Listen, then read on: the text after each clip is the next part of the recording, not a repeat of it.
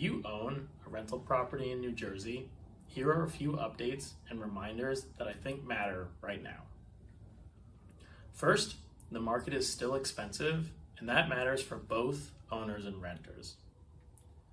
The latest statewide data I checked shows a median listing price of about $540,000, a median sold price of about $515,000, a median rent of about $2,600, around 32,000 active listings, and a median 34 days on market as of April 2026.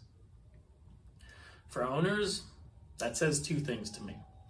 One, rents are still meaningful, and two, execution still matters because higher inventory and more choice can punish sloppy pricing and weak presentation.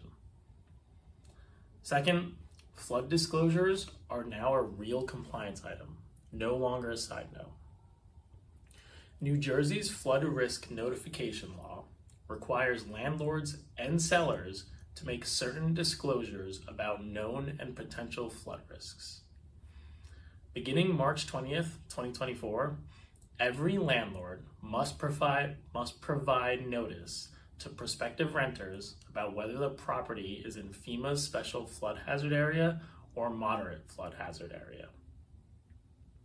Landlords also need to disclose actual knowledge of flooding affecting the rental premises or related areas, like parking. Sellers also have specific disclosure obligations before a buyer becomes obligated under a purchase contract. Third, lead-safe compliance is still a major item for older rentals.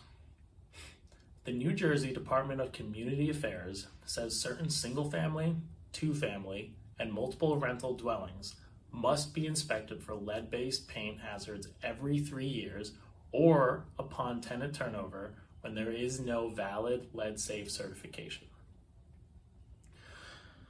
For owners of older housing stock, that is one of those issues that should be handled proactively, not after it becomes a problem.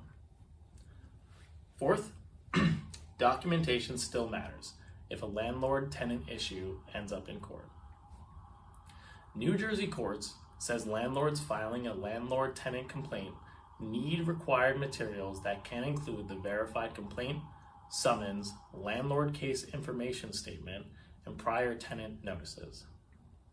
Separately, New Jersey Renter Guidance says landlords are required to distribute the Truth in Renting Guide to tenants. So even if you never expect a dispute, your paperwork and process really matter.